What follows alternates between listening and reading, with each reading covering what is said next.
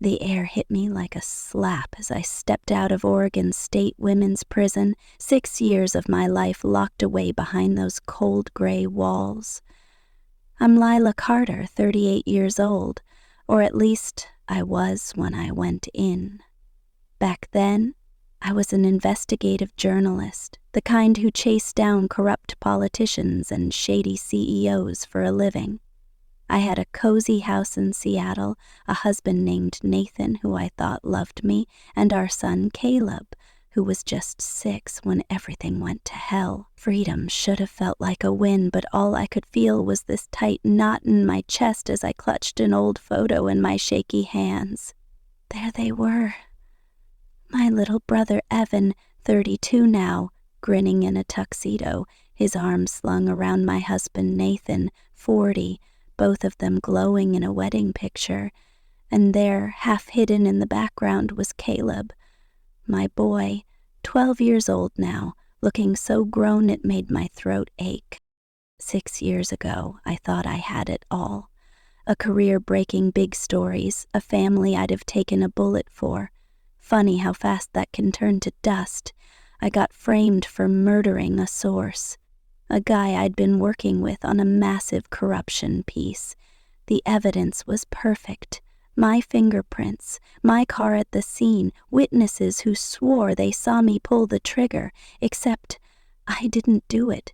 Nathan and Evan did. My own husband and my baby brother set me up, stole my life, my home, my son, and left me to rot in a cell. Lila! A familiar voice cut through the fog in my head. I looked up to see Tessa, my old friend from the newsroom, leaning against her beat-up Toyota. She's 35 now, a freelance reporter with that same wild spark in her eyes. She ran over and hugged me so hard I could barely breathe. "God, I've missed you," she said. "Thanks for picking me up," I managed, my voice rough from years of barely speaking. "Get in," she said, her face turning serious. "We've got a lot to talk about." In the car, Tessa didn't hold back. "Nathan and Evan got married 3 years ago. They're living in your old house, raising Caleb like he's theirs. And get this, they're trying to legally erase you from his life, claiming you abandoned him." I stared out the window, the Seattle skyline blurring by. My house, my son, my life, stolen. "How'd they pull it off?" I asked, keeping my voice low. Tessa handed me a worn envelope. This came from Nathan's mom, Margaret. "She's got proof they framed you. Says she's done watching her son ruin lives." I ripped it open. Bank statements, emails, a trail of lies that landed me in prison. Margaret, 60, a retired judge with a spine of steel, wanted to meet. "She's risking everything for this," Tessa said. "Why?" I asked, wary. Tessa's eyes locked on mine. "She says Caleb deserves better than 2 snakes for parents, and Lila, there's more.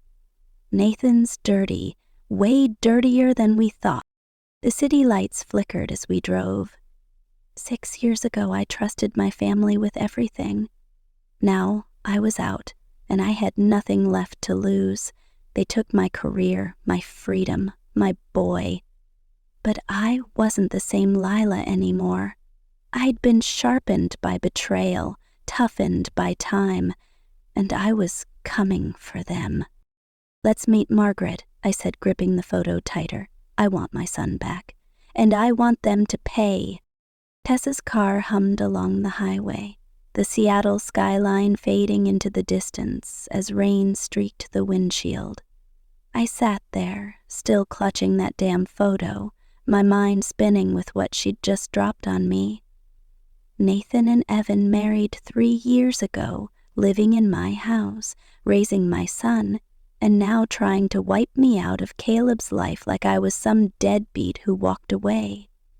My fingers tightened around the envelope from Margaret, Nathan's mom. "Proof," Tessa had said. Proof that my own husband and brother orchestrated the nightmare that stole 6 years from me. So, spill it, I said, my voice steadier than I felt. What's the full story? Tessa glanced at me, her hands gripping the wheel, a little too tight. After you went down, Nathan cashed in big.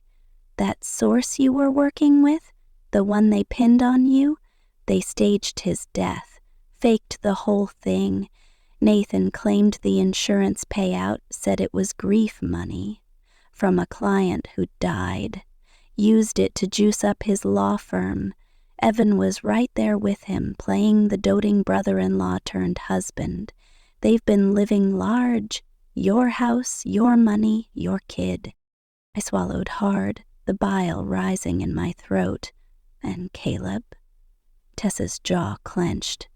They've got him calling Nathan Dad full-time now. Evan's the fun uncle who spoils him. But here's the kicker. They filed papers last month to terminate your parental rights, claiming abandonment because you've been gone all this time, like you chose to be in prison. The words hit me like a punch. Abandonment. They put me behind bars, and now they were twisting it to make me the villain. I stared at the envelope in my lap, my hands itching to rip it open again. What's Margaret got on them? I asked. Tessa nodded toward it. She says it's enough to start unraveling their lies. Bank records showing Nathan paid off some sketchy guy to plant your fingerprints.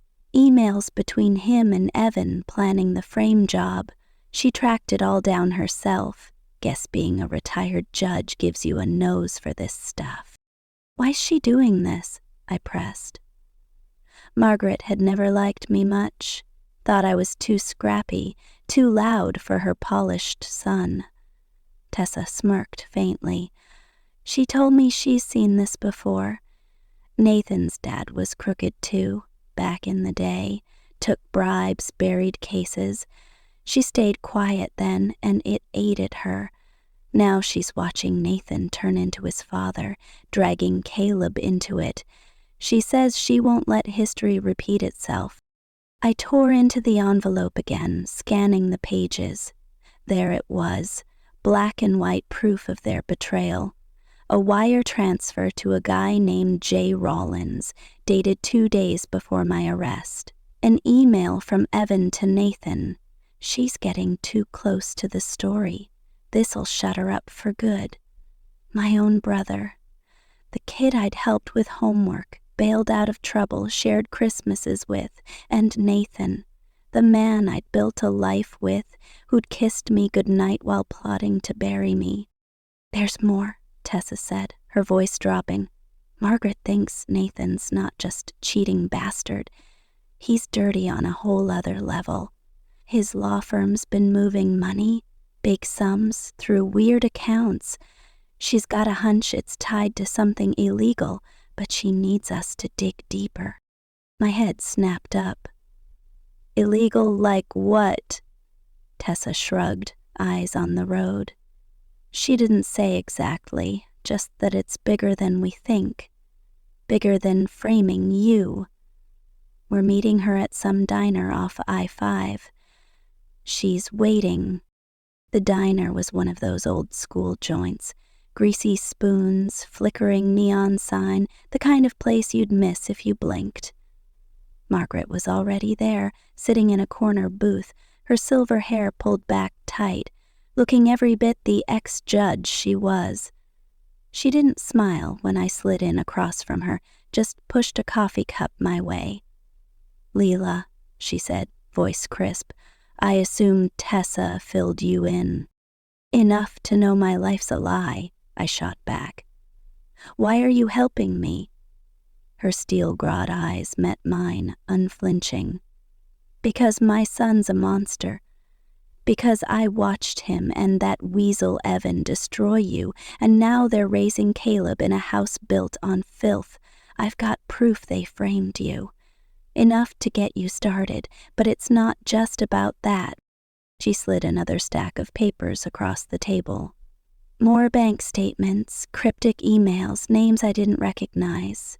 Nathan's been laundering money through his firm for years, she said.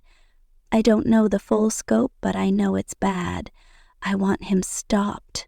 For you, for Caleb, for everyone he's hurt. I stared at the evidence, my pulse racing. This wasn't just about me anymore. Nathan wasn't just a liar and a cheat. He was a criminal, tangled in something dark. What do you want from me? I asked. Margaret leaned in, her voice hard. Justice. Help me bring them down. I'll get you your son back. You get me the truth. The rain tapped the diner window as I nodded. Deal. 6 years ago, I'd been a journalist chasing stories. Now, I was the story. And I was about to write the ending they'd never see coming. The diner's fluorescent lights buzzed faintly as I sat across from Margaret, her words still ringing in my ears. Nathan wasn't just a traitor, he was a criminal, laundering money through his law firm, and Evan was right there with him.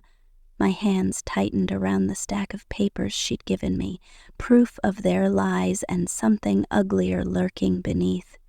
But all I could think about was Caleb, my boy, stuck in that house with them, growing up under their I had to see him.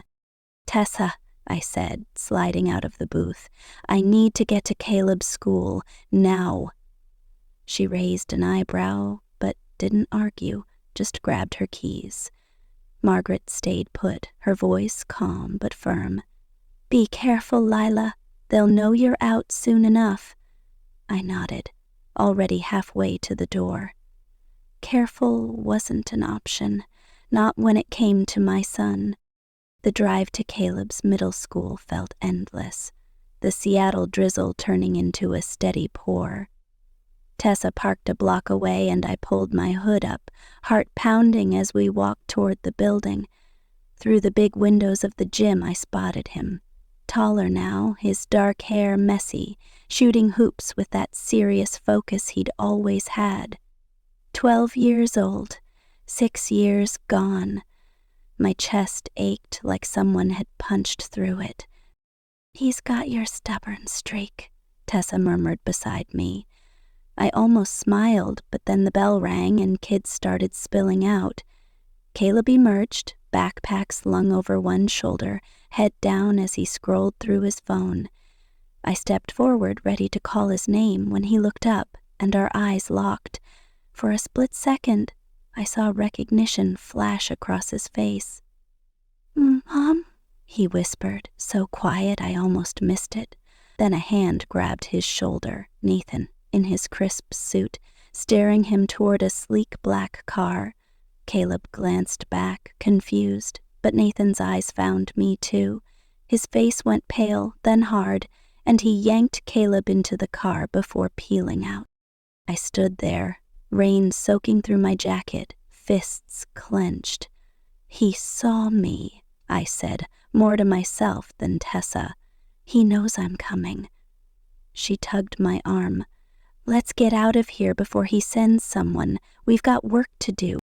Back at Tessa's cramped apartment, I couldn't sit still, pacing while she brewed coffee that smelled like burnt rubber. Margaret showed up not long after, her coat dripping as she spread out more of Nathan's dirty laundry on the table. Bank records, emails, all of it pointing to the frame job and something bigger. They used the insurance payout to fund the firm, she said, tapping a line on a statement. But look at this. Millions moving through accounts that don't add up. Offshore stuff.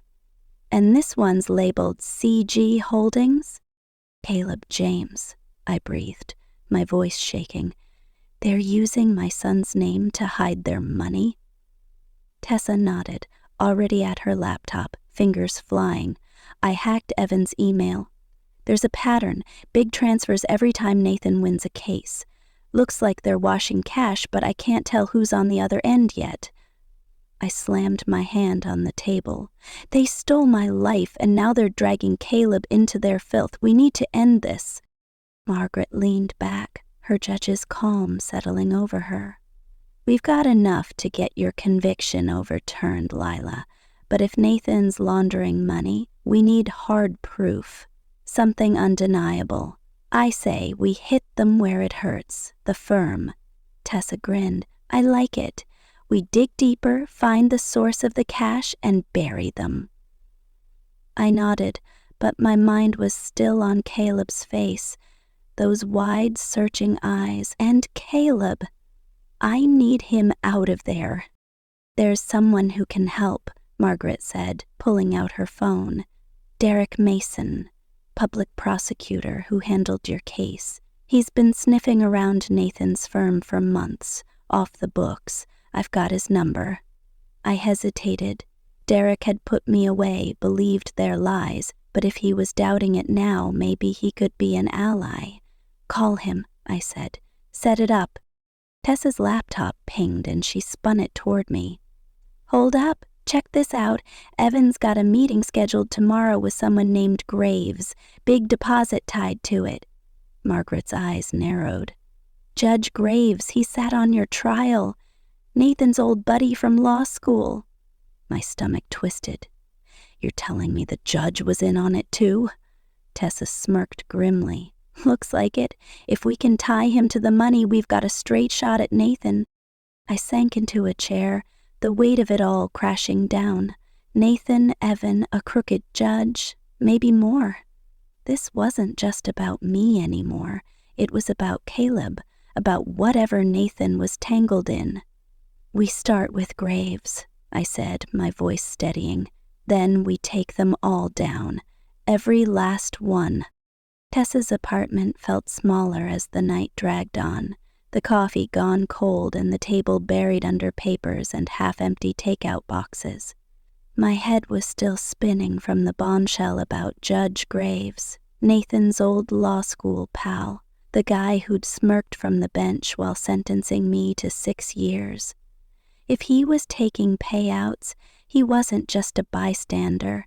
He was part of the machine that crushed me. I needed more than Margaret's hunch and Tessa's hacked emails. I needed someone who could crack this open from the inside.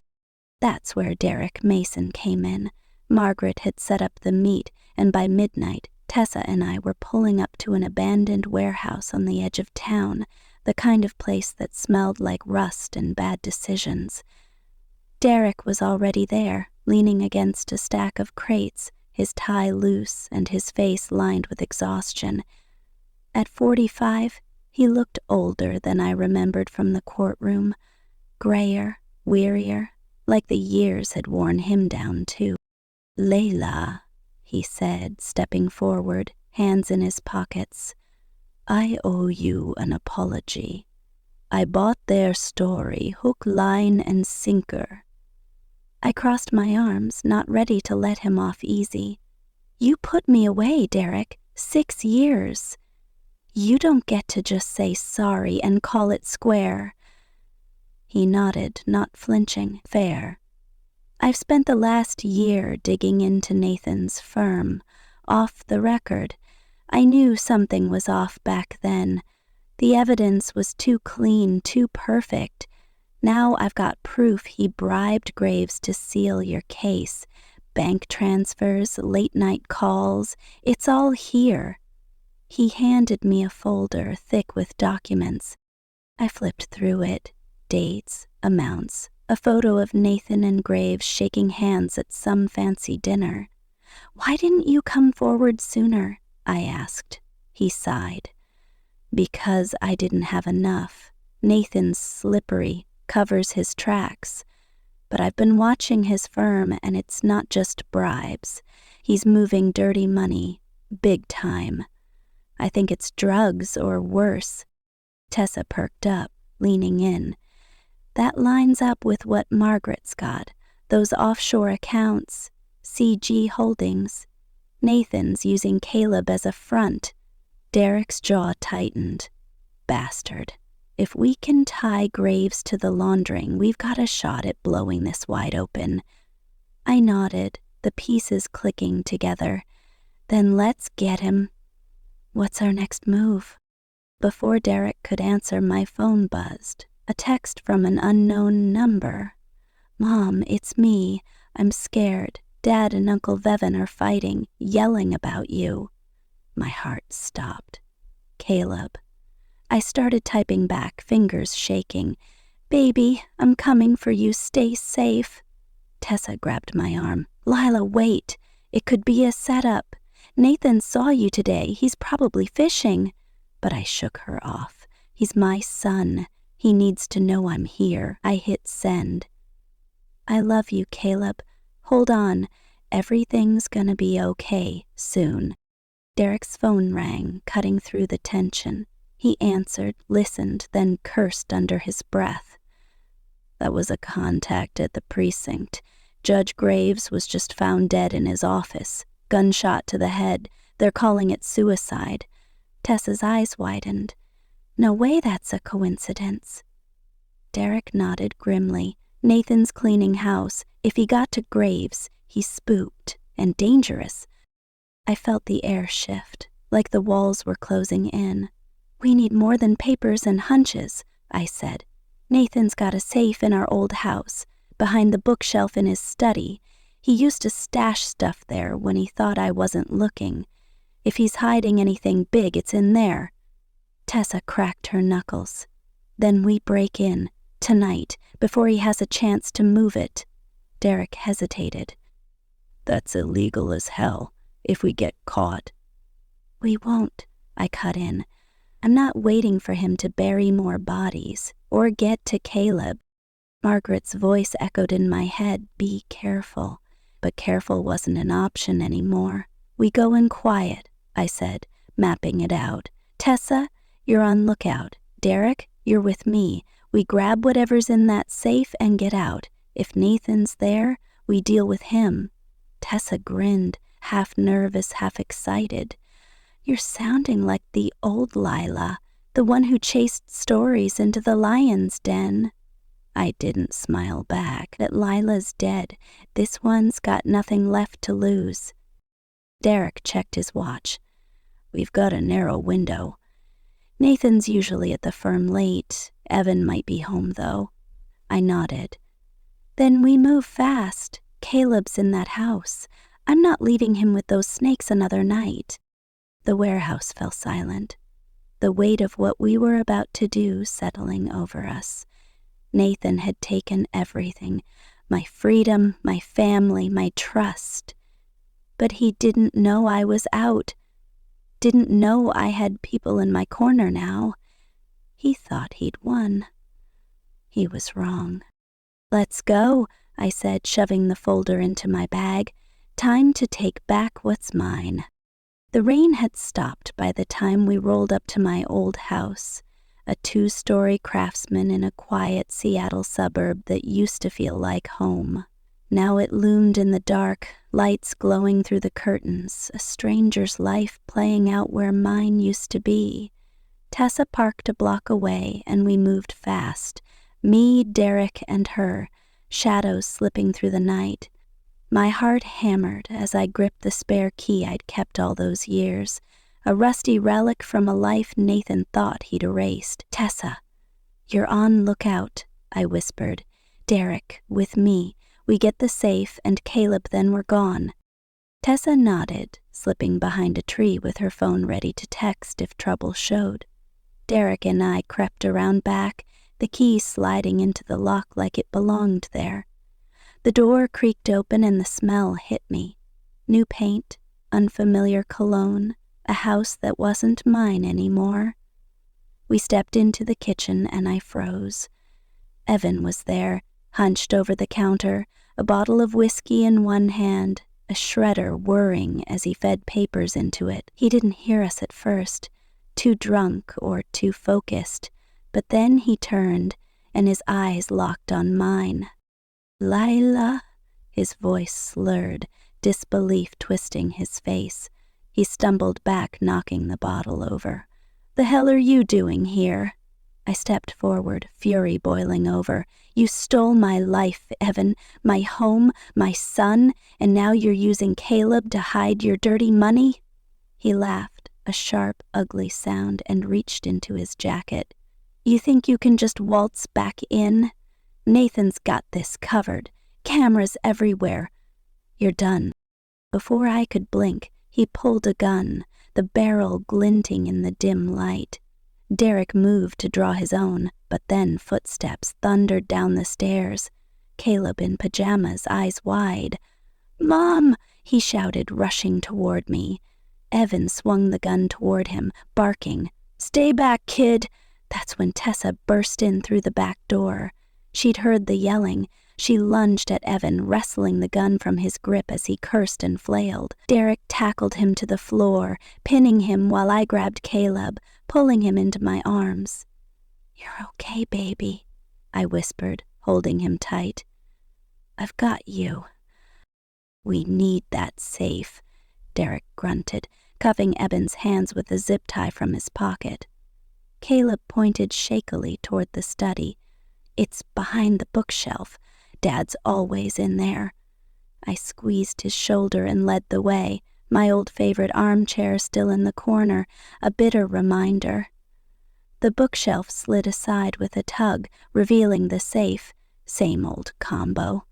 Caleb's birthday. It clicked open, and inside was a gold mine, ledgers, USB drives, stacks of cash, and a handwritten letter in Nathan's scrawl.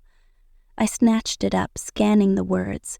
"Lila, if you're reading this, I'm probably dead. I knew they'd come for me eventually. Everything's here. Names, deals, the whole network. I'm sorry for what I did to you, to us. Keep Caleb safe. They'll never stop hunting." I froze, the words sinking in. Nathan dead? Then headlights flashed through the window, a car door slammed, and there he was. Nathan, alive, stepping into the kitchen with a smug grin. "Well, isn't this cozy?" he said, eyes flicking from Evan on the floor to me holding his letter. "You found my little insurance policy." My stomach dropped. "You're not dead," I said, voice shaking. He laughed, cold and sharp. "Of course not. I left that for you to find. Figured you'd come sniffing around once you got out. You're my ticket, Lila. The network's been itching to tie up loose ends, and you're the perfect bait." Derek stood, gun trained on Nathan. "It's over. Cops are on the way." Nathan shrugged, unfazed. "You think I didn't plan for this?